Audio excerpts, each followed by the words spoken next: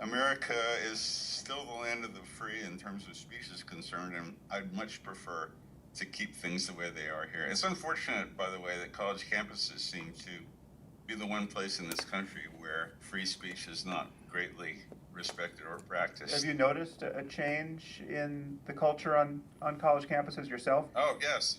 Yes. Even here at the University of Chicago, I put some of that up on my website. There was the woman, I can't remember her name, who worked with Charlie Hebdo and survived the massacre, came here and talked. And she, by the virtue of her talking, she offended a number of students, Muslim students, but also their sympathizers. And there were letters to the newspaper about how she shouldn't have been allowed to speak without somebody at least balancing her viewpoint. And that happens on my very own campus. I don't really write about it because there's no advantage to bucking the wave of student sentiment, but I want to say something here, Bill, that this has really been proven to be true. And not only are you going to be very offended, not only are some students going to be very offended by even the presence of a speech or a lecturer, but you will get shouted down on college campuses. Yeah. Coyne is absolutely right about what he's saying here. And if he thinks Islam is a good example of these hurt feelings, stifling free speech, he ought to see what happens to someone who speaks out against same-sex marriage or homosexual activity. I have been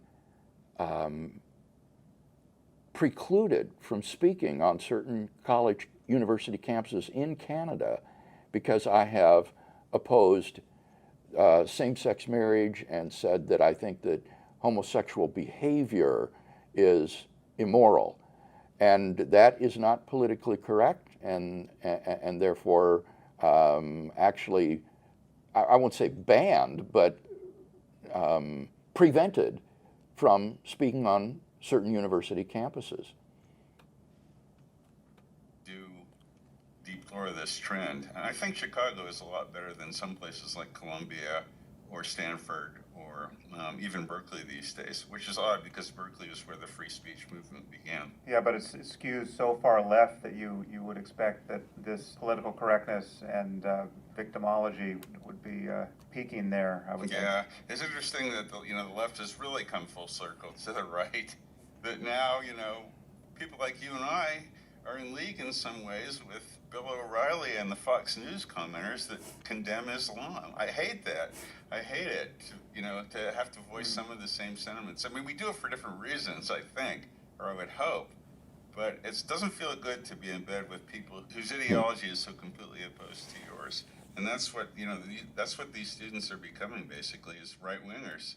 I like the way Coyne puts it about coming full circle. I remember very well in my high school civics class, the teacher saying that the continuum between left and right is not a line, it's a circle. And that the extreme left and the extreme right actually approach each other. And he was comparing Nazism and communism.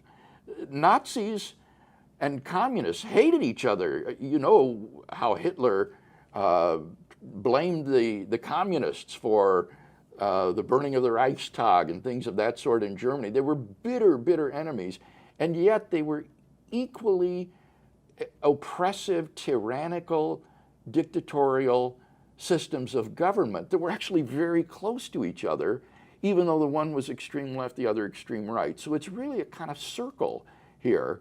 And you do have these leftists on the college campuses now that are very illiberal and stifling of free speech, even though they claim to be representatives of the forces of tolerance and liberality.